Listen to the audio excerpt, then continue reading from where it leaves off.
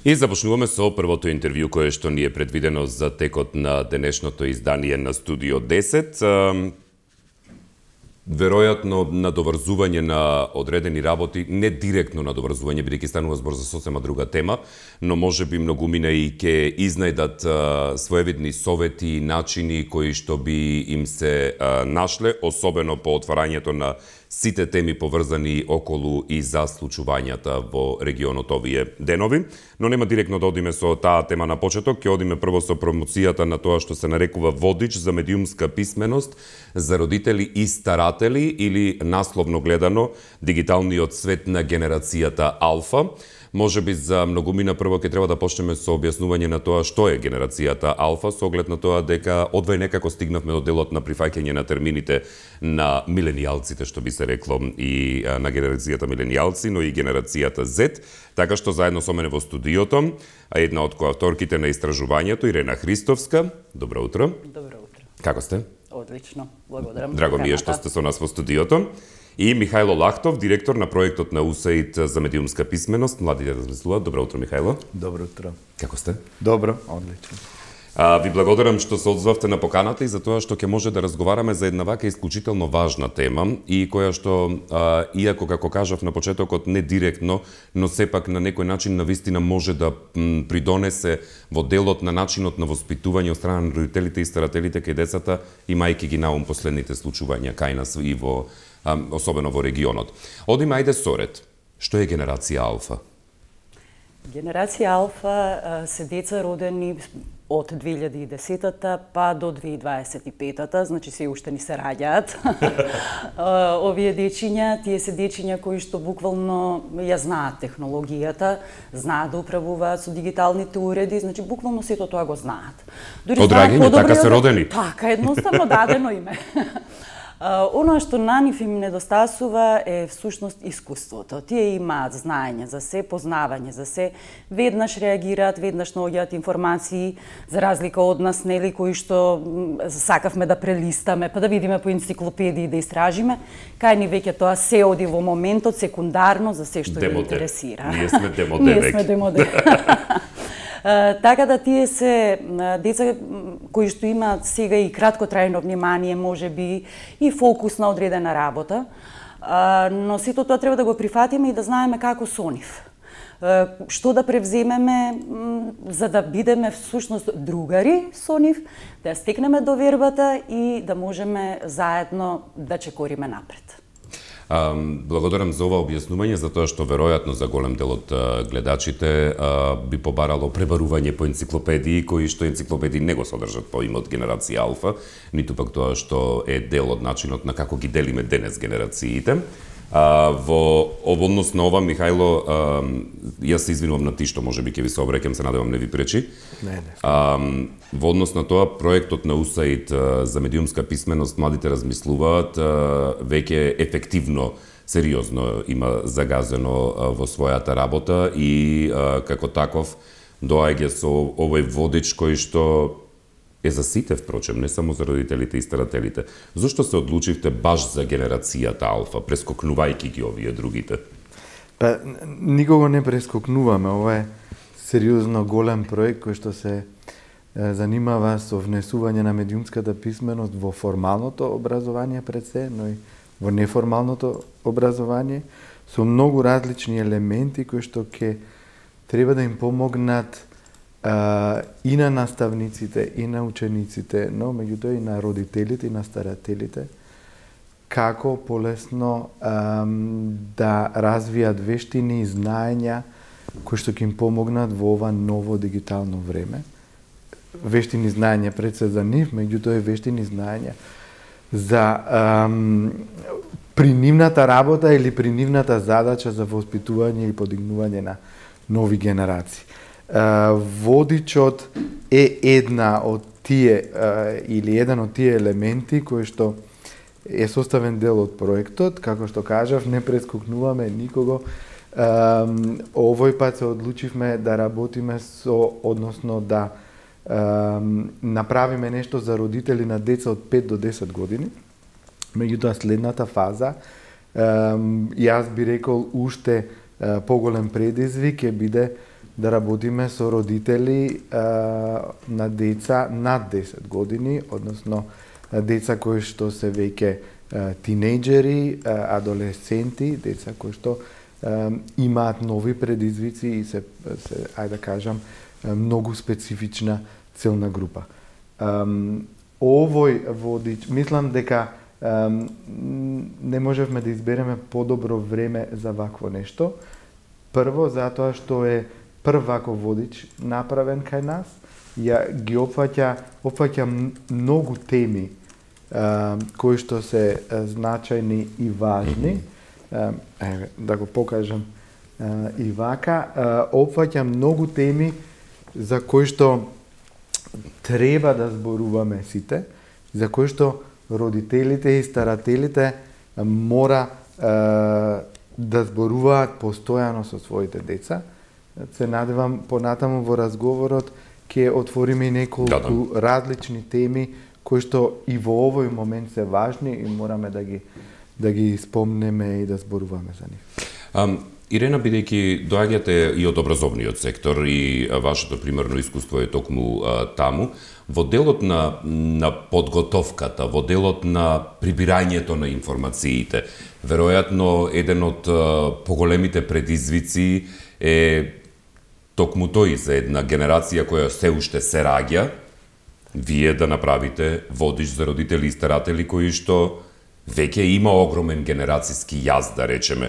Бидејќи ако на времето ги споредуваме работите кога миленијалците со претходната генерација биле генерацијски многу далеку, но сепак развојно, технолошки и не сме толку далеку. Мислам, сме, ама и не сме. Овој пат јазот е сериозно многу голем. Дали беше сериозен предизвик и вие и да го подготвите првично целиот план, бидејќи после составувањето е лесна работа? Да, секако. Секако е предизвик.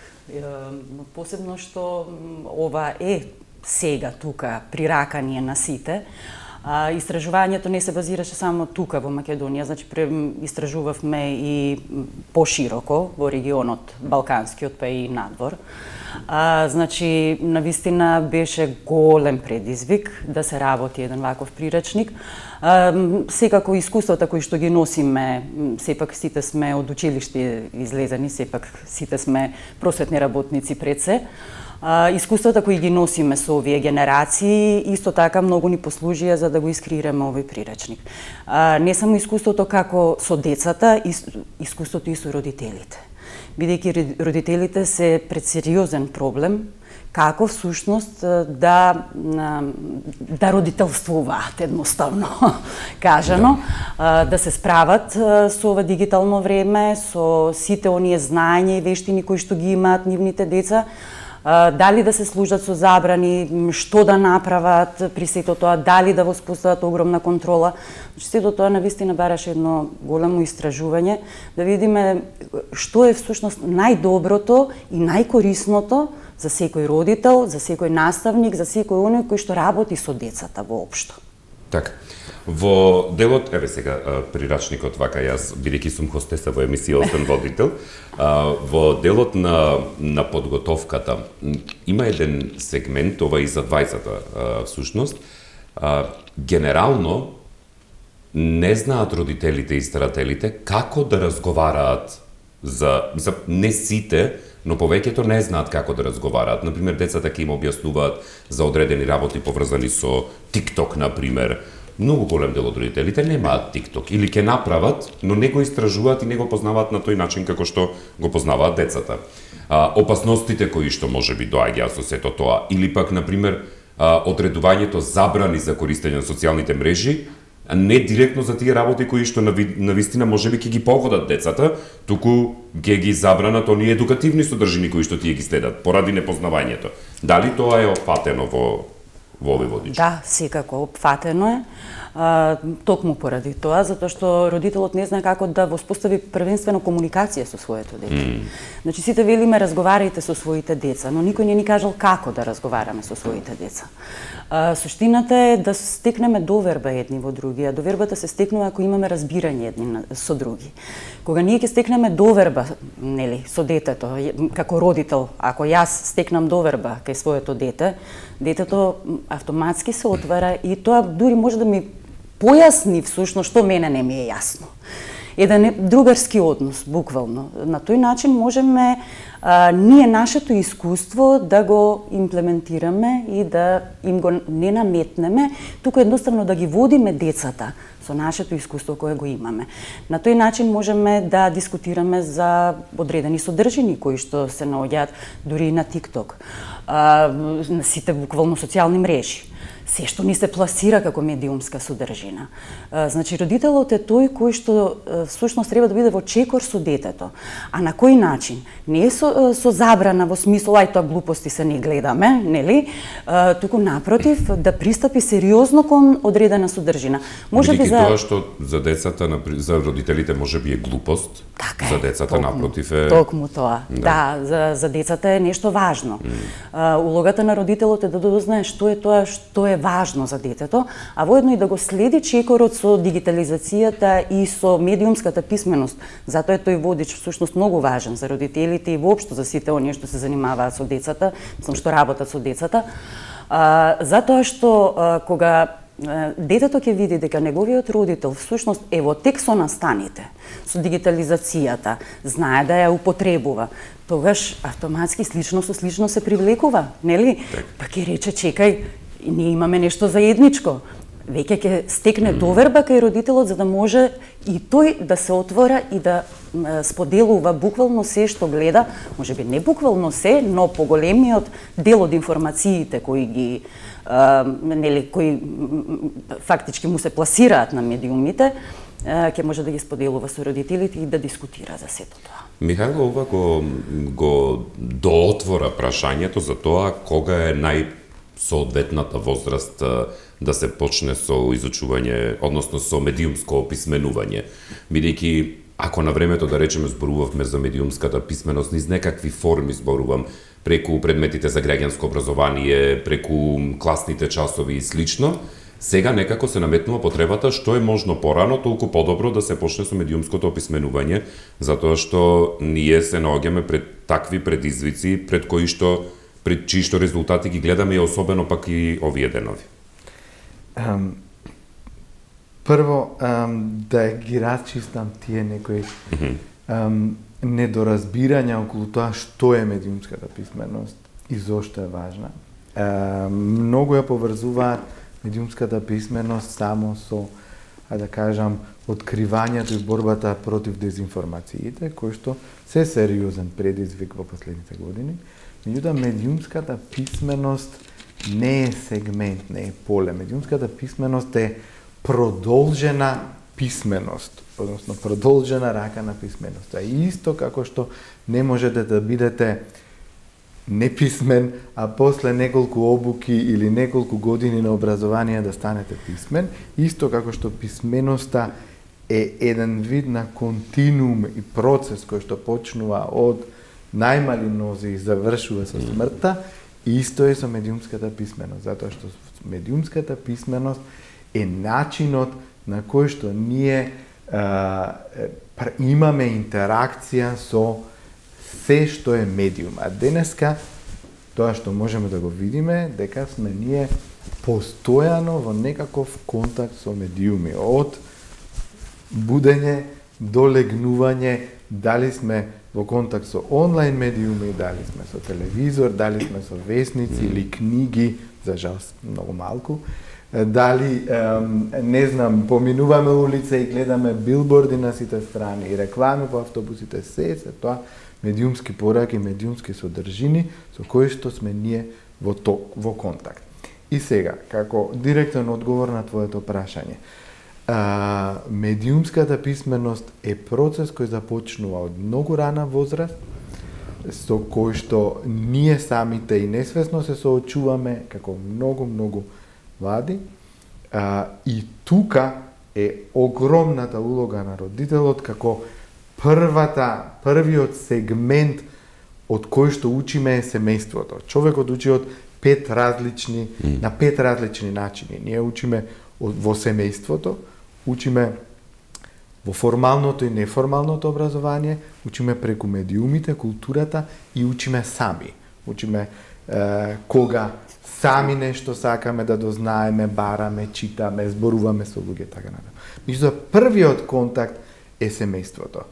И исто како што родителот ќе го фати за рака детето за да го учи да оди, исто како што го учи да јаде, исто така треба да го учи каков однос треба да развива со медиумите. За жал, несвесно, некогаш и свесно, првиот начин на смирување на детето ни е давањето на таблет и телефон, без да заедно со него ги учиме чекорите, како се гледа, не технички, како што вели Ирена, тие се digital natives, тие се дигитални домородци, тие се учени, да, тие самите од раѓањето се во контакт со таа технологија. Меѓутоа, ние мораме да ги учиме да бидеме нивни водич, како што вели и нашиот водич, да бидеме нивни водич низ целиот тој процес. Какви медиумски содржини, зошто, какви вредности тие медиумски содржини, да им го лимитираме времето. Крајностите не се добри. Нити е добро да им ги исклучиме сите нивни приоди кон новата технологија, новите медиуми, игри и така натаму, затоа што така губат контакт со нивната средина и нивното друштво, нивната генерација. Меѓутоа не е добро да ги оставиме со часови да развијат зависност од медиумите и медиумските содржини. И во целиот тој процес најпрвин почнуваме тоа во медиумската писменост.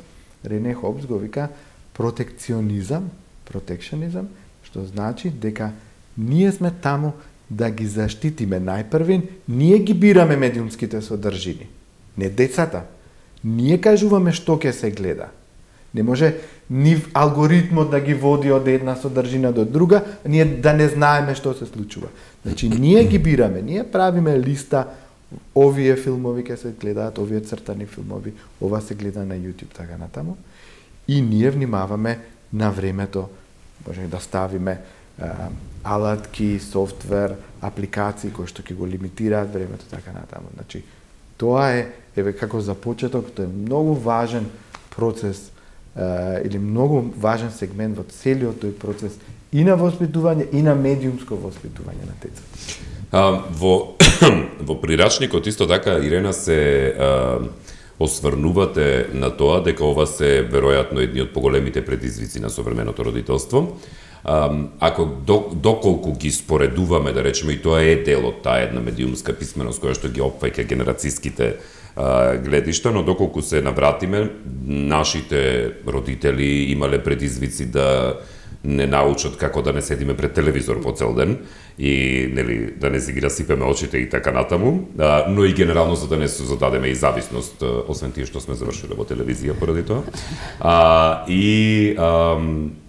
Но подруги беа пристапите затоа што алгоритмите на традиционалните медиуми се луѓе, тоа не се компјутерски алгоритми.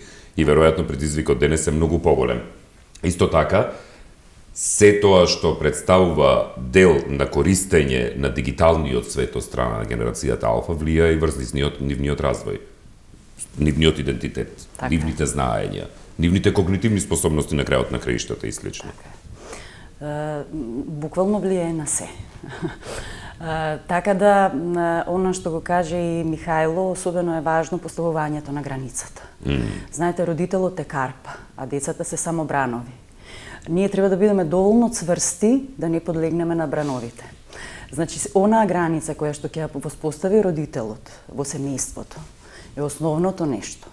Но исто така основно е првично родителот да го почитува сето тоа што ќе го постави како правило во семејството.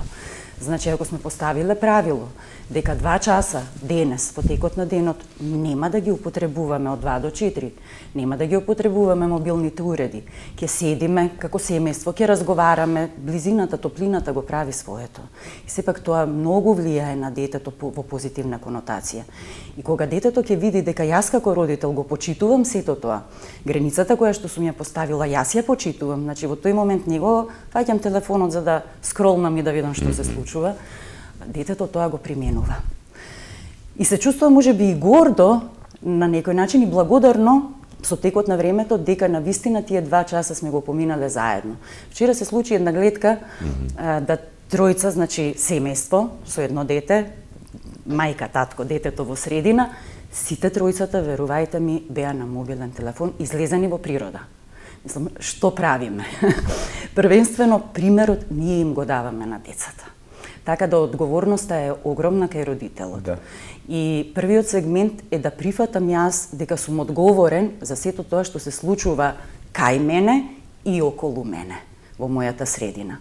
Значи, тоа е првиот чекор за да можеме да направиме некоја промена доколку веќе нешто настанало.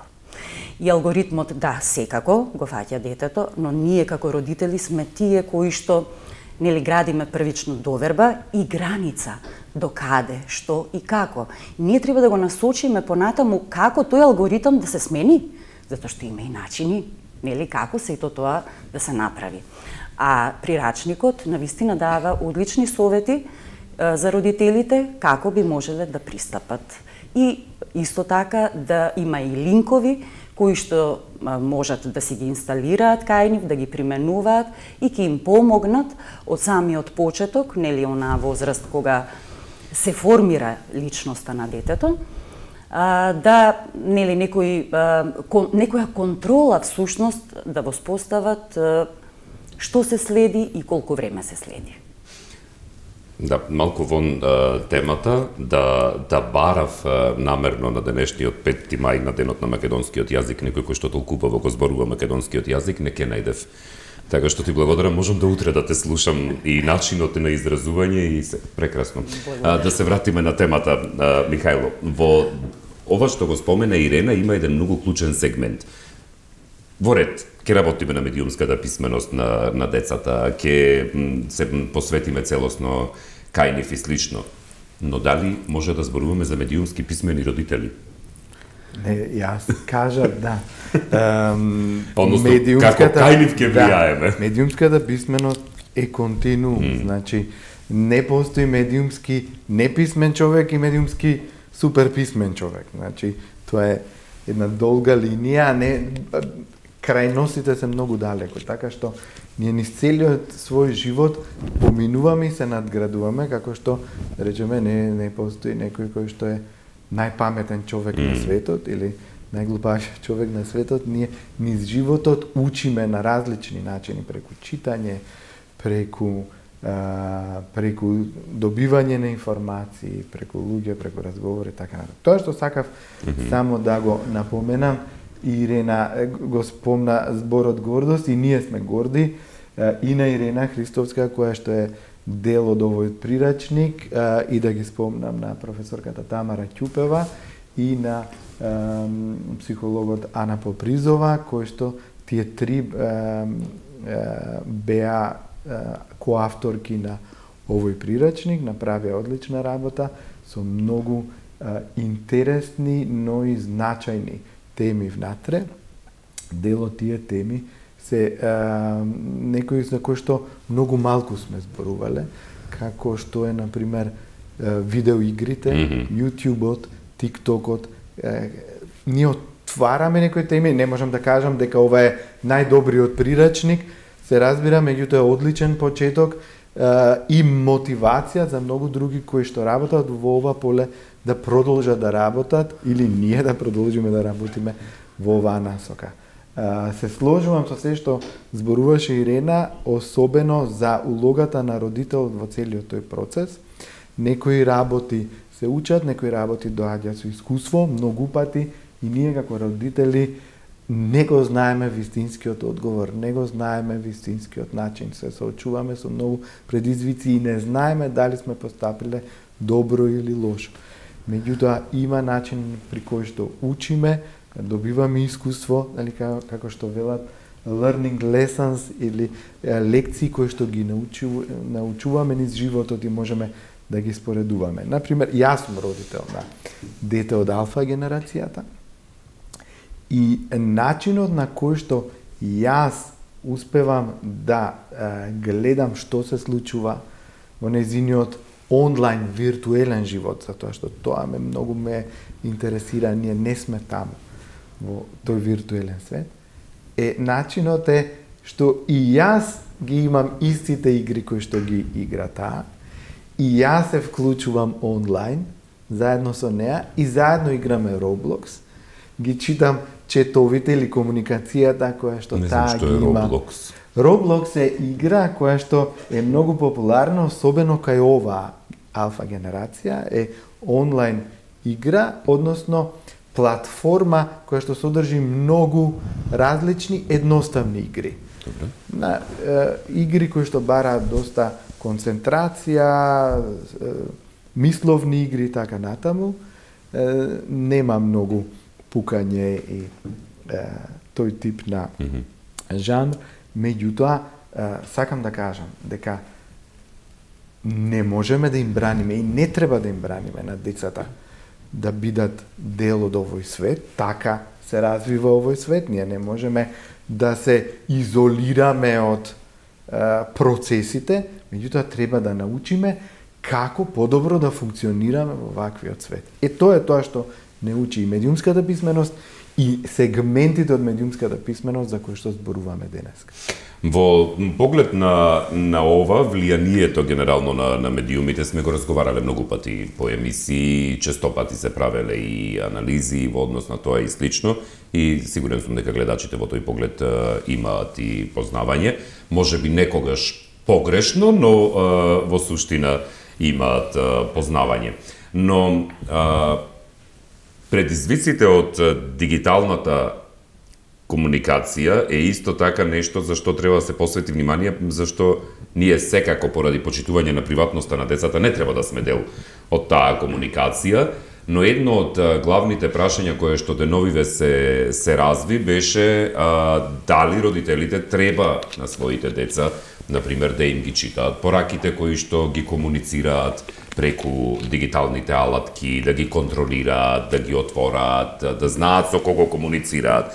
Ако на времето, да речеме, вие како родител сте сакале да ги знаете кои се родителите на децата со кои се дружат со вашето дете, денес вие не ги знаете ни децата, па камоли родителите. И дали тие комуникацијски односи се со вистински лик или со скриен идентитет нечи? Дали тоа го паѓате исто во водичот? Од до некаде? Така, до некаде секако се опфаќа, значи дел од тоа се опфаќа. Секако и тоа рекламите и влијанието на медиумите врз формирање на идентитетот на личноста. И сепак се сведува на стекнувањето на основната писменост, јадрото, семејството. Така да, ако детето има доверба, повторно ќе се навратам на тоа во родителот и имаат една отворена комуникација, детето само ќе каже. Детето, истовремено, ако родителот има одлично воспоставена конекција со своето дете, тоа ќе ја гледа и невербалната комуникација. Многу често пораките се кријат токму во неискажаното. Така да, сето тоа родителот треба да го таргетира, да го види и да отвори една комуникација што е тоа што те мачи, можеби во даден момент. Со самото тоа детето ќе се отвори, ќе каже. Многу е интересно и тоа на кој начин му пристапуваме ние на детето. Исто така се случи искуствено, значи, ќе му купам чоколадо и се ќе ми каже. Знаете, тоа е условување. Тука веќе немаме доверба, тука не станува збор за една отворена комуникација. Тука веќе станува збор буквално за уцена. Во случајот за услуга во случајот трговски манири, добро. Но треба да изнајдеме на вистина механизми како сето тоа да го направиме. Да допреме до детето, детето само ќе каже. Ќе го видите детето дека е потиштено. Доколку се случува нешто во неговиот свет, во тој начин на интеракција меѓу неговите соученици, меѓу неговите врсници, до самото ќе дојде и ќе ви постави прашање. Значи, не треба, се додека ние му настојуваме и едноставно го ставаме во некој теснец, детето тогаш уште повеќе се затвора. Поентата е нашата умешност, да најдеме начин како всушност детето ќе се отвори и ќе ни ги каже информациите, ќе добиеме се што ни интересира од него. Михајло, чувствувам дека имаш многу да додадеш на ова прашање. Не многу да додадам, се сложувам со Ирена. Токму тоа е пристапот. Не можеме ние да ги шпионираме собствените деца. Да, тоа ми беше мојавето. Не е ни потребно, не е ни поентата во тоа да ние знаеме се што се случува и што комуницира и така натаму. Меѓутоа, тоа што го каже Ирена е многу важно. Интеракцијата во семејството, разговорот и мотивирање на децата да бидат отворени за се, меѓутоа и постојано да поставуваат прашања. Тука е нешто на што мораме да работиме како родители, да ги мотивираме да поставуваат прашања, затоа што поставувањето на прашањата е клучно за критичкото размислување. А критичкото размислување, за жал, се уште не е дел од нашето формално образование. И делот на вклучување на медиумската писменост оди токму во таа насока, а ние имаме одлична соработка и со Бирото за развој на образование, и со Министерството за образование и наука, со кој што заедно ги вклучуваме сите овие теми кои што во образовниот процес стимулираат критичко размислување или стимулираат прашања. И можеби ќе се надоврземе на се што се случува овие денови, а ние во регионот, а ние како многу близок сосед тоа го гледаме и ние сме сведоци на сето тоа. Тука можеби понатаму во разговорот би кажал и неколку совети. Не, јас тука би мислел баш сега бидејќи се провлекува постојано таа тема и неизбежно е да се не сакам да искоментира. зборуваме воопшто околу причините и околу... Добро, тоа не е ни наше место, реално. Нити е наша место, нити е нешто за кое што сме дојдени, меѓутоа од наша призма и од наш аспект, сакам да зборуваме како родителите треба во овие моменти да зборуваат со своите деца и каков треба да биде односот. Најпрвин, треба да се намали изложеноста кон медиумите. Значи, зборуваме, не можеме да ги исклучиме медиумите, меѓутоа обемот на медиумски содржини кои што го добиваме или преку телевизорот, или онлайн, мора да се намали. И тука зборувам и за медиумски пораки кои доаѓаат од позадина. Значи, не можеме да седнеме, да ручаме, да учиме, а телевизорот да биде постојано вклучен, за да ние дознаеме некоја нова информација. Тоа е многу важно, прво.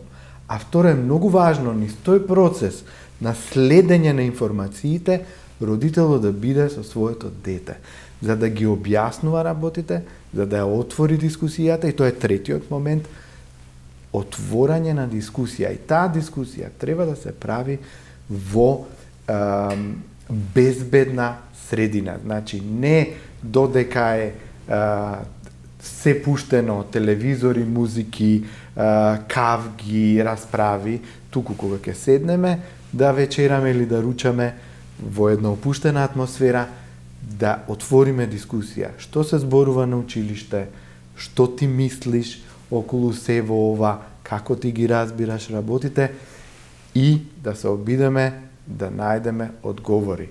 Тие одговори не се секогаш лесни. Детето ќе ве праша зошто тоа се случило. Не е едноставно да се одговори, јас се наоѓам во истата ситуација. Во тие ситуации треба да избегнуваме да велиме затоа што тие луѓе се лоши или тоа е зло, затоа што правиме еден друг вид притисок дека сега сме соочени со злото. Борба на добро и зло, да. Да, треба да се најде одговор кој што, а не е лесно, одговор кој што ќе содржи во себе елементи дека тоа се лоши одлуки на некоја личност поради различни причини и така натаму. Меѓутоа не треба да додаваме дополнителен стрес кај децата. Знаете што второ ќе ве прашаат децата? Што ако се случи тоа? Мојата ќерка ме праша токму тоа. Што ако се случи кај мене на училиште? И што ќе одговорите? Значи, мора детето да го верите дека е во безбедна средина, дека училиштето е безбедно, дека наставничките ќе се грижат за него, дека тоа нема да се повтори така натаму. Мора да создавате средина во која што детето ќе се почувствува безбедно, дека не е едноставно, повторно кажувам, не е лесно, меѓутоа како родител, главната улога е да бидете тука, да бидете во средината, да ги изборувате тие работи и да ги објаснувате, да не бидете одсутен. Тоа веројатно е еден од предизвиците на родителите и старателите во случајот, затоа што може би стравуваат од тоа дека нема да имаат одговор. Да, па и на кој било затоа може би не се ни впуштаат во разговори, затоа што сметаат дека тотално е различен комуникацијскиот аспект на едните и другите. Само една работа. Не е страшно да се нема одговор. Ние живееме години наназад, дека ако не го знаеш одговорот, тоа е и образовниот процес бил таков. Ако не го знаеш одговорот, седи единица. Не. И наставниците често не го знаат одговорот. Ние, како професионалци, често не го знаеме одговорот. Тоа воопшто не е трагично. Во такви моменти но не е лошо да се каже не знам. Ке размислиме, ке зборуваме, ке проверам, ке прочитаме. Ајде заедно да прочитаме. Да истражиме. Да, тоа е поентата, всушност, да. Во тоа е поентата. Значи, ајде заедно да истражиме. Многу често и наставниците знаат да кажат или да се посрамотат, или да ме праша, па јас не го знам одговорот. Напротив, незнаењето е огромен дел за стекнување на знаења. Браво, така. Затоа што во суштина, ако ние знаеме се, зошто сме тука? Така е. Значи, сепак ние треба да истражуваме, тоа е дел и од критичкото размислување. Суштината е да поставуваме прашања. Што повеќе прашања? Многу често и го затвораме кругот кога се поставуваат прашањата во смисол зошто тоа го направи. Ние фрламе вина врз детето, врз било кој еден. Зошто така постапи? Зошто? Не, суштината е зошто ти е тоа важно што го направи. Дали ја разбирате разликата која е? Значи, тука едно набедувам за да најде изговор за постапката или оправдување, зошто е тоа направено, а второто е зошто ми е тоа важно. Суштината е таа. Кој го направил тоа? Како е тоа направено? Каде е тоа направено? Што точно се случило тогаш и тогаш? Ајде да видиме од каде потекнува. Ние сме многу често склони да решаваме проблеми во наводници, всушност решаваме последици.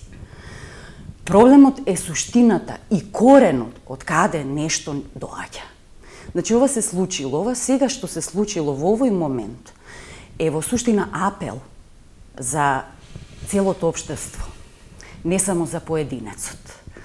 А општеството го сочинуваме сите заедно, почнувајќи од семејството, децата, системите воопшто образовни, институциите и така натаму.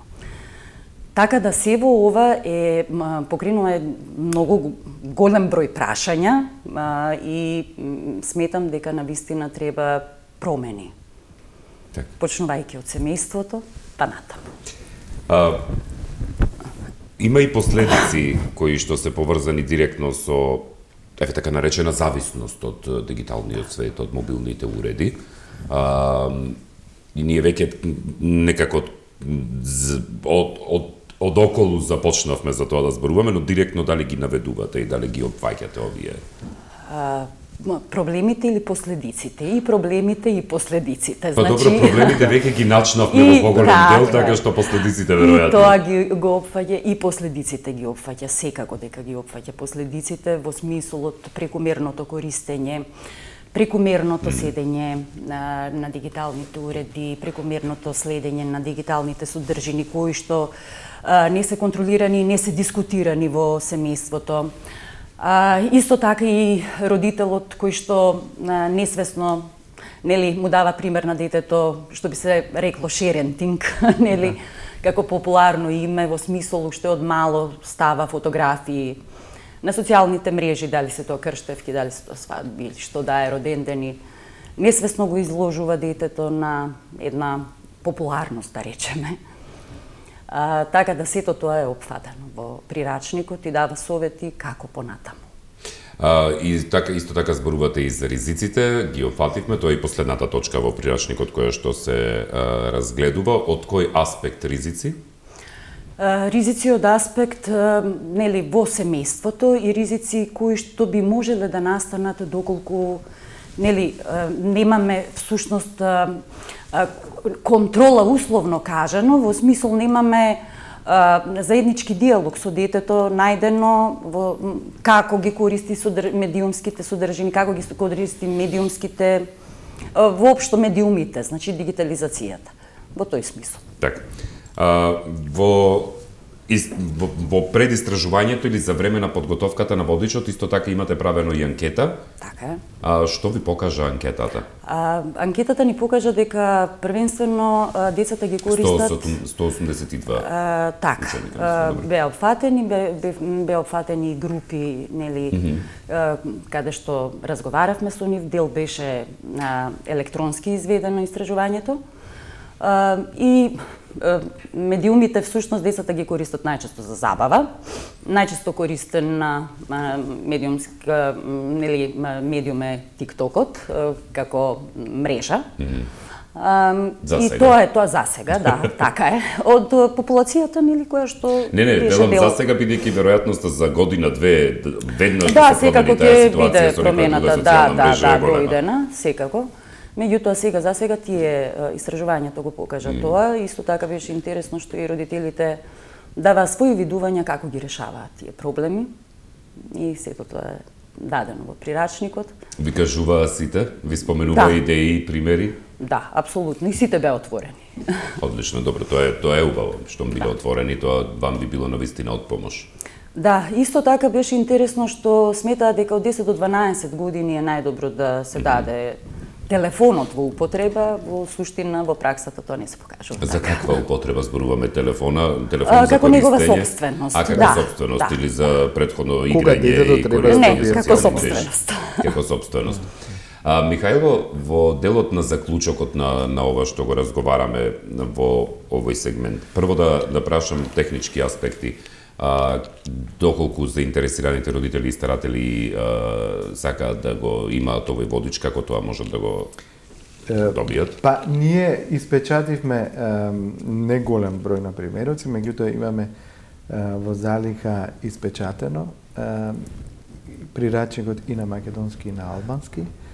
Меѓутоа го има и онлайн верзија и тој е поставен и на нашиот сајт и на нашите социјални мрежи, зборувајќи за социјални мрежи, на Facebook, и секој од нив може да не исконтактира, ќе им го испратиме и така натаму, ако постои таков интерес, да, ние сме тука да го дистрибуираме и да го споделиме. Многу има на веб страницата и на социјалните мрежи, може да имаат пристап до македонската и албанската верзија. Да.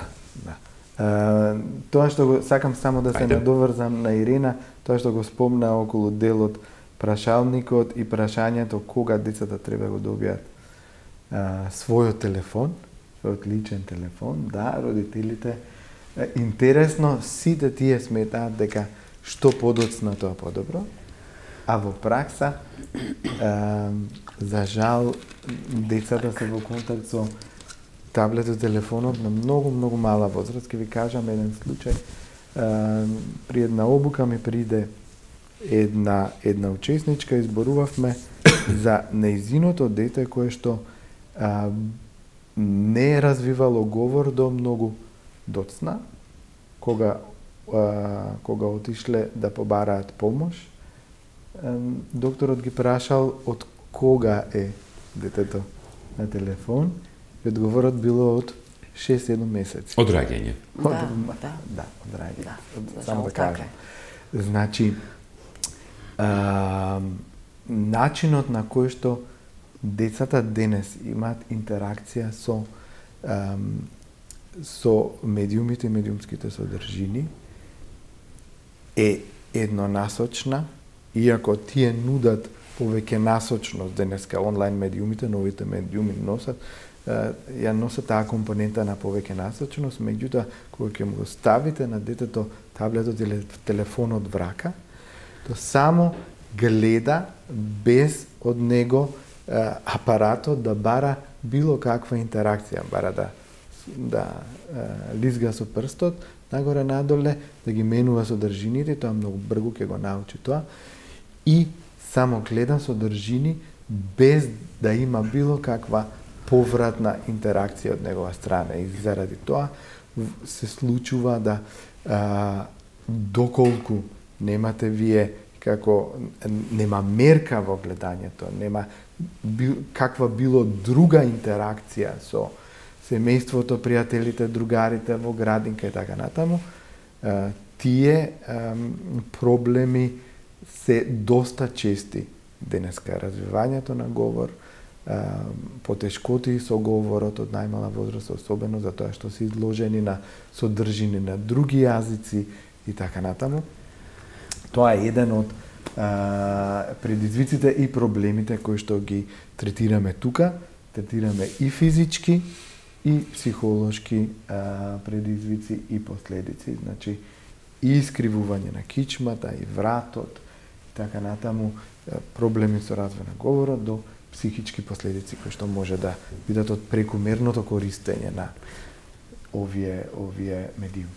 Така е, па и детето не може да се изрази, знаете, кога нема формиран говор, тој ќе дојде во училиште и не знае, не може едноставно да се изрази. Затоа што нема комуникација со точно така, и доаѓа детето во конфликт само со себе. Значи сака да каже, а не знае како тоа да го срочи и да го изнесе. А другите, да речеме, знаат и тоа создава фрустрации кои се манифестираат на разни начини. Секако. И во суштина тогаш се јавува и проблемот. Тогаш најчесто, за жал, веќе е доцна, но тогаш најчесто родителот ќе се соочи со проблемот. Михајло, што се следните чекори на проектот? Па, многу чекори и претходни, и сегашни, и следни. Во моментов ние работиме на ревизија на наставните програми. Ги завршивме второ и пето оделение, трето и шесто. Продолжуваме понатаму во основно образование и во средно. Идејата да внесуваме различни теми и содржини поврзани со медиумската писменост, и пак ќе нагласам, медиумската писменост е толку широко поле во кој што зборуваме и за приватност на информациите или приватност на податоците онлайн, кој што зборуваме за безбедност онлайн, кој што ги зборуваме сите овие теми кои што денеска ги начнавме, зборуваме за дезинформации, мисинформации или лажни информации, како што популарно се нарекуваат, и така натаму, и зборуваме за создавање, креирање содржини, затоа што од денешниот свет, денешните типови на медиуми, новите медиуми овозможуваат да ние самите креираме содржини, ние самите да бидеме еден вид на медиум. Дори да имаме популарност поголема од некои традиционални медиуми. Меѓутоа, сето тоа го вклучуваме во образованието како теми и како различни содржини. Работиме во неформалното образование со младинските центри или младинските клубови кои што ги води Младинскиот образовен форум. Они се еден од нашите партнери во проектот, заедно со Македонскиот институт за медиуми и Институтот за комуникацијски студии. Работиме со факултетите и со универзитетите кои што подготвуваат идни наставници, и тука ги вклучуваме темите како медиумска писменост, така што сме присутни во различни полиња, најмногу во формалното и неформалното образование. Па и реално, нели само медиумски писмен родител и медиумски писмен наставник може да описмени, односно да создаде медиумски писмено дете. Така и тоа е суштината на сето. Се радувам што дојдовме до степен во интервјуто каде што јас веќе не морам ни да прашувам, туку само се надополнувате, но дојдовме при крајот, така што ќе ви се заблагодарам тука за издвоеното време и малку едно поопширно по еден поопширен разговор кој што го имавме, но сериозно потребен за развојот на општеството. Значи, мајките и родителите и децата и наставниците во овој цел процес со сите предизвици кои што ги носи новото време и допрва ќе ги носи со развојот на вештачката интелигенција и незиното продирање на секаде. Во секој случај ви благодарам, ќе имаме простор веројатно и натаму во времето што следува да разработиме и други теми. Се надевам. Благодариме на присуствието. Благодарам многу.